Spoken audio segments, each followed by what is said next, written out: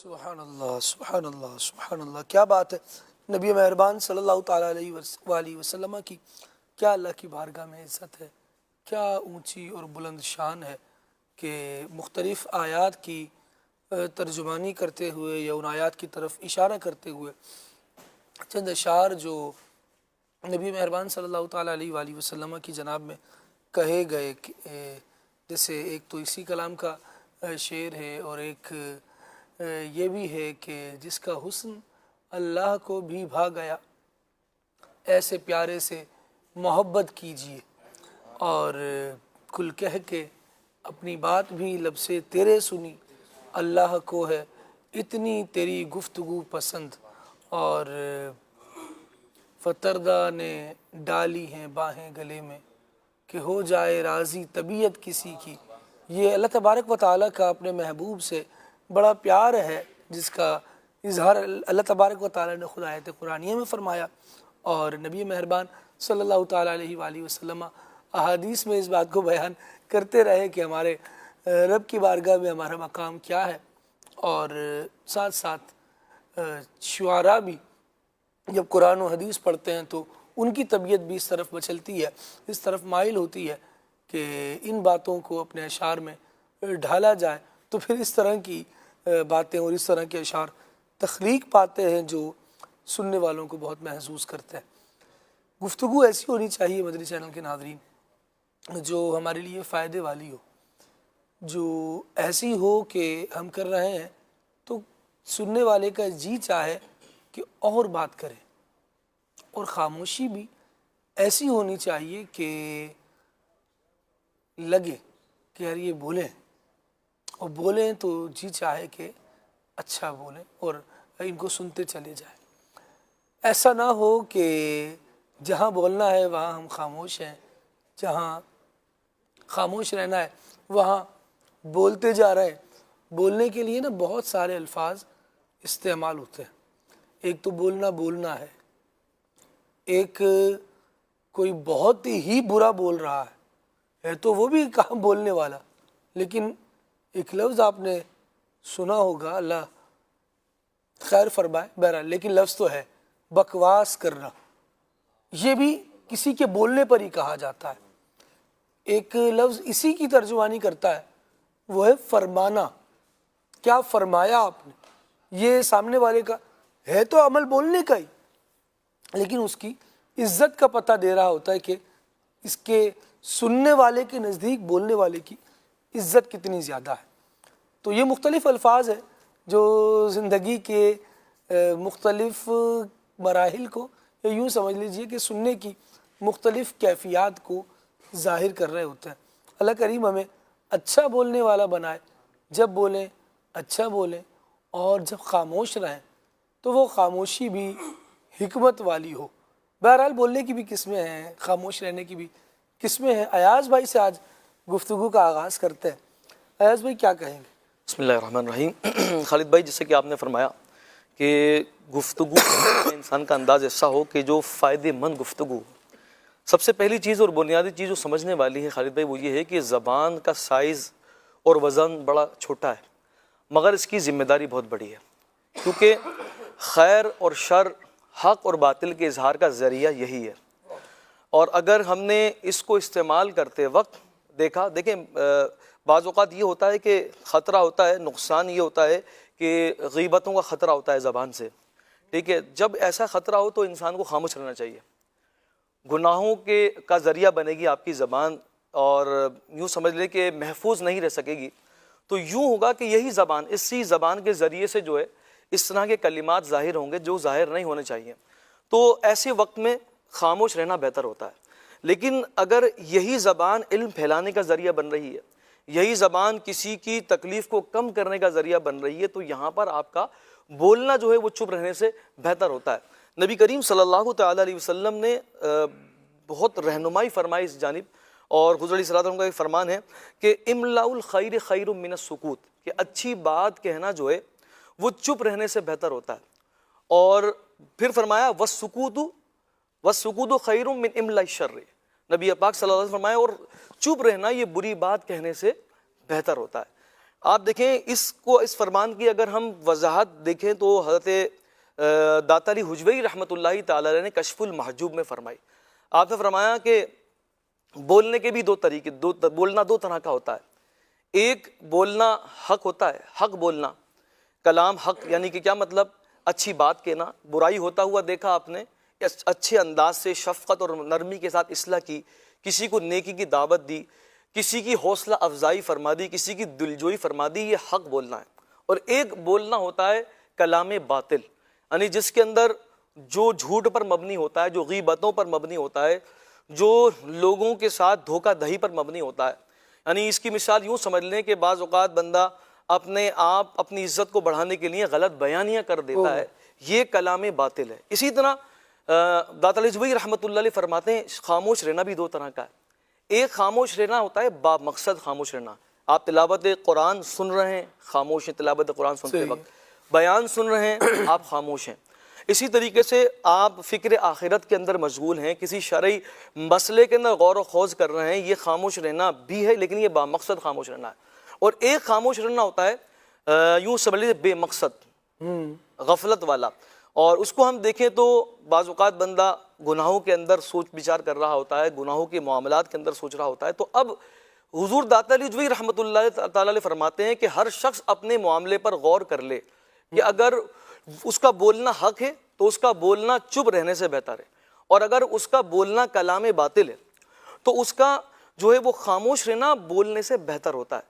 پھر اس کے بعد داتا علی حجویری رحمۃ اللہ علیہ نے اس کی مزید وضاحت کرتے ہوئے ایک واقعہ فرمایا حضرت ابوبکر شبلی بغدادی رحمۃ اللہ تعالی علیہ کا، کہ ایک شخص فرماتے ہیں کہ بغداد کے محلے میں آیا اور اس نے کہا کہ بھائی چپ رہنا، اعلان کرتا رہا وہ کہ چپ رہنا جو ہے وہ بولنے سے بہتر ہے، چپ رہنا وہ بولنے سے بہتر ہے. تو حضور حضرت ابوبکر شبلی بغدادی رحمۃ اللہ تعالی علیہ اس کے پاس گئے اور آپ نے فرمایا سنو، تمہارا چپ رہنا تمہارے بولنے سے بہتر ہے اور میرا بولنا تمہارے چپ رہنے سے بہتر ہے. بعض اوقات ہم میں سے ہر شخص کی خواہش ہے کہ وہ خوشحال رہے، سکون میں رہے اور کسی کی طعنہ زنی کا نشانہ نہ بنے. اچھا، صرف خواہش کر لینے سے آپ یہ سمجھیں کہ آپ سلامتی آپ کو حاصل ہو جائے گی، خوشحالی حاصل ہو جائے گی، اور وہ اعمال نہ کریں کہ جو خوشحالی کو حاصل کرنے والے ہیں، سلامتی کو حاصل کرنے والے ہیں، تو پھر تو محرومی آپ کا حصہ ہے. نبی کریم صلی اللہ تعالی علیہ وسلم نے سلامتی کو حاصل کرنے والے اعمال بتایا اور وہ ہے خاموش رہنا. کہ بندہ بعض اوقات بولتے بولتے، اسلام نے ہمیں راہ اعتدال کا سبق دیا کہ بعض اوقات ہمارا جو بولنا ہوتا ہے، بولنا وہ ضروری ہوتا ہے، اور بعض اوقات خاموشی بہترین عمل ہوتا ہے. تو کب کس وقت بولنا ہے اور کس وقت نہیں بولنا، یہ چیز ہمیں سیکھنی چاہیے. اچھا بولنا ہے اور خوب بولنا ہے. آپ دیکھیں کہ اگر ہم نبی کریم صلی اللہ علیہ وسلم کے مزید فرامین کی طرف بڑھیں تو حضرت ابو سعید خدری رضی اللہ تعالیٰ عنہ سے ایک روایت ملتی ہے کہ ہر روز جب انسان بیدار ہوتا ہے، نبی پاک صلی اللہ علیہ وسلم فرمایا کہ ہر انسان جس دن بیدار ہوتا ہے تو اس کے تمام اعضاء زبان سے کہتے ہیں اے زبان تو ہمارے معاملے میں اللہ سے ڈرنا، کیونکہ ہمارا تعلق تجھ سے، اگر تو صحیح رہی تو ہم سے صادر ہونے والے اعمال بھی اچھے رہیں گے، اور اگر تو ٹیڑھی ہو گئی تو ہم سے گناہ صادر ہو جائیں گے. تو سارا مدار جو ہے خالد بھائی وہ زبان پر ہے، اور ہم خاموش رہیں، خاموشی سے ہمیں سکون بھی ملے گا، وقار بھی حاصل ہوگا اور کامیابی بھی حاصل ہوگی. بولنا پڑ جائے تو اچھا بولیں، وگرنہ کچھ نہ بولیں، خاموش رہیں. کسی دانا نے کہا تھا، سلیمان علیہ السلام کا غالباً ان کا فرمان ہے، آپ فرماتے ہیں کہ اگر بولنا چاندی ہے تو فرماتے ہیں خاموش رہنا یہ سونا ہے. لہٰذا جہاں بولنا ہے وہاں بولیں، وگرنہ خاموش رہیں. سبحان اللہ، کیا بات ہے جی. خاموشی بھی نجات دلاتی ہے. کہا تو جاتا ہے کہ لب آزاد ہے تو بندہ بولتا ہی چلا جائے، لیکن یہ بولنا پھنسوا بھی سکتا ہے. ابھی تو آزاد ہے لیکن قیامت کی قید میں پھنس گیا، معاف کیجیے گا، آخرت کی قید میں بندہ اگر اس بولنے کی وجہ سے مبتلا ہو گیا تو پھر اس آزادی کا کیا فائدہ ہوا. اللہ تبارک و تعالی ہمیں جس دین کا اس نے ہمیں پیروکار بنایا ہے، مسلمان بنایا ہے، اس دین کے احکامات کو ہم دیکھ لیں کہ کہاں یہ بولنے کو پسند کرتا ہے، کہاں خاموشی کو پسند کرتا ہے. حالانکہ نیکی کی دعوت دینا بولنا ہی ہے، یہ بھی بولنے کے ذریعے سے ہوتا ہے، بولنا بھی اس میں ایک ایلیمنٹ ہے. لیکن آپ دیکھیے کہ ایک طرف تو اس کے فضائل ہیں کہ لوگوں کو بھلائی کی طرف بلایا جائے، لیکن قرآن مجید کامیاب لوگوں کی علامت بیان کرتے ہوئے ارشاد فرماتا ہے قد افلح المؤمنون الذین هم فی صلاتهم خاشعون والذین هم عن اللغو معرضون. کامیاب ہوئے کون؟ وہ جو ایمان والے ہیں. کون ایمان والے؟ جو اپنی نمازوں میں گڑ گڑاتے ہیں اور جو کسی بیہودہ بات کی طرف توجہ نہیں کرتے. اس کی تفسیر میں علماء نے لکھا کہ بیہودہ بات کی طرف توجہ نہ کرنے سے کیا مراد ہے؟ فرمایا مراد یہ ہے کہ وہ ہر باطل سے، ہر لغو سے بچتے ہیں. علامہ ساوی رحمۃ اللہ تعالی نے ارشاد فرمایا کہ یہاں جو آیت میں لغو لفظ آیا والذین هم عن اللغو معرضون کہ لغو بات سے بچتے ہیں، فرمایا لغو سے مراد ہر وہ بات، ہر وہ کام اور ناپسندیدہ یا مباح کام بھی ہے کہ جس کا مسلمان کو دینی یا دنیاوی طور پہ کوئی فائدہ نہ ہو.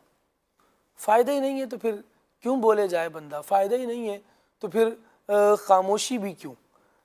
فائدے کے کام کے پیچھے مسلمان کو ہونا چاہیے. کہاں کس چیز میں فائدہ ہے وہ کام بندہ کرنے لگے. کبھی کبھار انسان یوں بھی پچھتا رہا ہوتا ہے کہ یار کاش بول ہی دیا ہوتا نا اس وقت تو ہی اچھا ہوتا. کبھی یوں بھی ہوتا ہے کہ انسان سوچ رہا ہوتا ہے کہ کاش میں نے نہ بولا ہوتا تو اچھا ہوتا. امیر علیہ سنت دامت برکاتہم العالیہ اس حوالے سے ہماری رہنمائی فرماتے ہیں، اور امیر علیہ سنت کی باتوں میں سے ایک بات یہ بھی ہے کہ آپ نے ارشاد فرمایا کہ ہو سکتا ہے آپ بول کر کئی مرتبہ پچھتائے ہوں، لیکن ایسا کم ہی ہوا ہوگا کہ آپ کو خاموش رہ کر پچھتانا پڑا. واہ واہ کیا بات. کیسا زبردست اور نفیس ارشاد ہے کہ بندہ خاموش رہتا ہے تو تقریباً نجات ہی کی طرف دوڑتا ہے. وسیم اتاری مدنی بھائی ہمارے ساتھ ماشاءاللہ سلسلے میں موجود ہے، یہ گفتگو انہی کی طرف بڑھاتے ہیں. کیا فرمائیں گے جناب کہ انسان کبھی یہ سوچتا ہے اور ہوتا ہی ہے یہ کہ یار کاش نہیں بولا ہوتا تو ہی بہتر. بسم اللہ الرحمن الرحیم. زندگی میں ایسے مقامات آتے رہتے ہیں ہماری زندگی میں. کئی مرتبہ ہمارے ہاں ایسا ہوتا ہے کہ ہم بولنے کے بعد میں سوچ رہے ہوتے ہیں کہ یار اگر میں یہ نہ کرتا تو زیادہ بہتر تھا. اسی طرح گفتگو میں بھی ہمارے یہاں کچھ چیزیں ایسی آ جاتی ہیں، انسان کرنے کے بعد پھر بعد میں سوچتا ہے یار یہ اگر میں نہ کرتا تو بہتر تھا، اب اس کی وجہ سے مجھے یہ نقصان اٹھانا پڑ رہا ہے، اس کی وجہ سے پریشانیاں آ رہی ہیں. کیونکہ جو زبان ہے یہ بہت سی چیزوں کی رہنمائی کرتی ہے. تقریباً ہمارے زندگی کے معاملات زبان سے ہوتے ہیں. تقریباً یوں سمجھیں 70-80% ہماری اسی سے جو ہے نا ہم بعض چیزوں کا اظہار کرتے ہیں، بعض چیزوں کا ہم انکار کرتے ہیں. تو بعض مقامات ایسے ہوتے ہیں کہ جہاں ہم خاموش رہیں تو ہمارا خاموش رہنا زیادہ بہتر ہوتا ہے. اس میں کچھ چیزیں میں آپ کو بتا دیتا ہوں کہ ایسے کون سے مقامات ہیں جہاں پر ہم خاموش رہیں تو ہمارے لیے بہتر ہے. بالکل کہیے. بعض اوقات ہم دیکھتے ہیں کہ کہیں پہ کوئی معاملہ چل رہا ہے، اب اس معاملے کا ہمیں مکمل علم نہیں ہوتا لیکن پھر بھی ہم اس کے اندر جا کر دخل اندازی کر دیتے ہیں. اب جب وہاں جا کر دخل اندازی کرتے ہیں، کوئی ایسی گفتگو نکل جاتی ہے ہم سے، کوئی بات نکل جاتی ہے تو وہ پھر ہمارے گلے ہی پڑ جاتی ہے، پھر ہمیں اس کا نقصان اٹھانا پڑتا ہے.